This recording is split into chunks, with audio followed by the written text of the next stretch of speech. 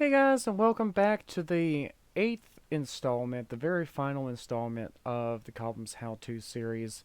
Today we're going to be checking out Towny. It's going to be a sneak preview for a lot of you, maybe. I'm not sure when this video is going to be released or not. But if it's actually released before the 2nd of April, and you guys haven't seen this server yet, here's a sneak preview for you right now. So, when you spawn in here at spawn, you're met with various mail and disposal signs right there on all four corners. And then you have the downstairs here. This is where you can access your ender chests and see the map creators, and really that's it. If you go back up and actually go up a level, this floor is the key exchange. And I ran out of exchange keys, so I kind of just put a little bit of anvils. You can use them all, and then the lookout area, just vantage points basically for decoration. If you go up another level, you have it's one on all four, you have the crate areas. Um, you've already seen them before, I'm just showing you where they are. So there's actually two paths to go out to the portals, one there and then one over here. Um, so simply follow the path, get to see the lovely decorative islands down there. And then you go down into the central main park island. Now here you can actually go one of three ways. You can go over this way to Towny, go over that way to RP Towny, or go over this way to the end in Nether. You got the portal there for the Nether, and then the portal there for the end. Um, let's go over to Towny first. And the reason why I have it set up that way is, as you recall from my Dragon SMP episode, a multiverse does not like the player-made portals, so yeah. Once you get over into Towny, you're going to be met with this lovely, lovely spawn made by O3 Creeper Boy 2, with a little help from It's Karen and myself. Very fantastic. Very lovely. And then simply, it's just, it's a whole bunch of Towny. You know, it's just regular old Towny. To get started, you gotta claim a plot with /plot claim. And then you have a town, basically.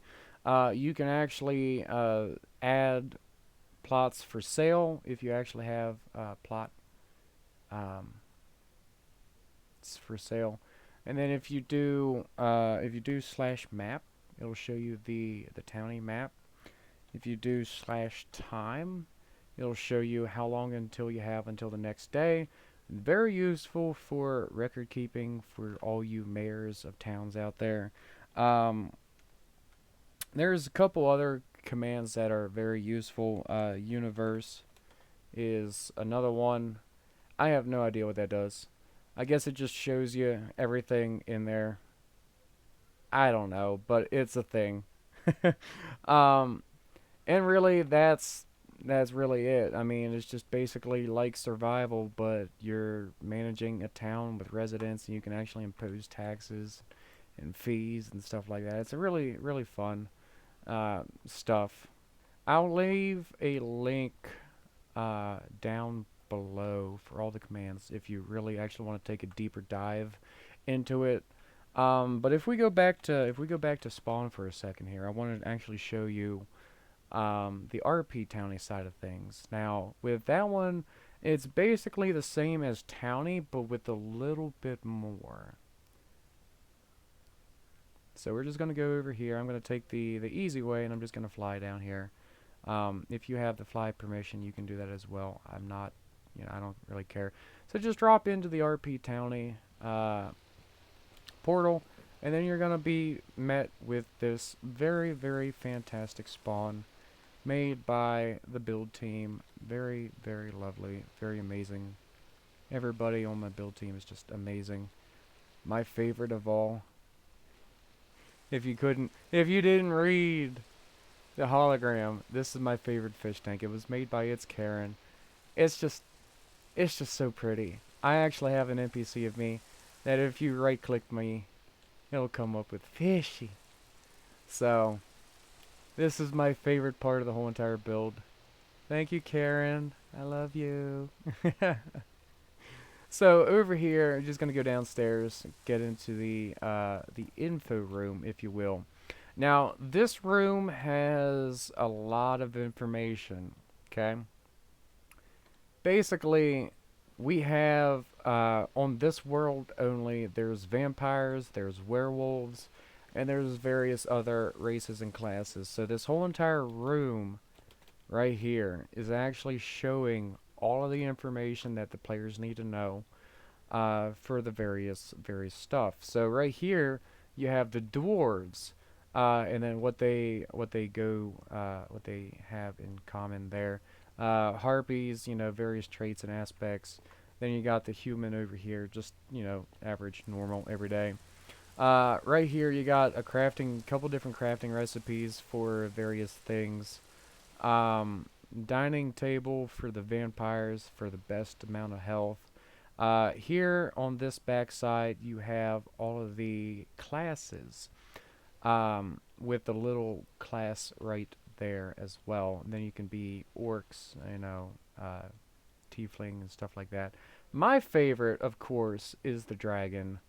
It's the most OP item possible. It's just very fantastic. That's actually a part of the races and classes plugin. Uh, Right here, these two, it's actually not a part of the races and classes plugin, but it's still a race. Right here is a werewolf class or race, sorry, a werewolf race. Now, the reason I don't actually have a name tag above this NPC is quite simple. Once you become a werewolf, through the way that it actually says up there, it's various different ways to get various different species of werewolf. Basically, you're just going to have to read the sign. In fact, you can pause the video right now if you really want to read it a little bit early. But basically, the reason I don't have the NPC name above the NPC is because the skin will automatically be applied for that species of werewolf that you chose. Over here is the vampire. That's also, like I said, it's not a part of the races and classes plugin, but it is still a race nonetheless. And that actually deals with the vampire plugin and the various attributes and traits and features that it has. So the most important thing I can show you right now is the reason why I have the names above these NPCs is because if you do skins, skin set Vampy Boy, for example, and then you look at yourself, well, you can actually change your skin. Very fantastic. The reason why I have this plugin in the first place is because werewolves kind of needs it to actually add the skin. So I'm like, okay, well, since you already have the plugin, you might as well use it for, various things. So XOBXN. Then you wait a couple seconds, and now I'm a dragon. Rawr. There is various notes somewhere around here. Here we go. Okay, these are the notes. To select a race, it's /race select, and it will not work for me because I'm already a dragon. So to change a race, once you select one, it's /race change, and that'll bring up this GUI screen right there. And then you can actually go through all the different traits and stuff like that. And basically, pretty much what's on the walls behind me is actually what's in this GUI menu. More crafting recipes, and then these. So in order to actually select a class, you type class select, and this will actually enhance your race attributes. So there's actually four different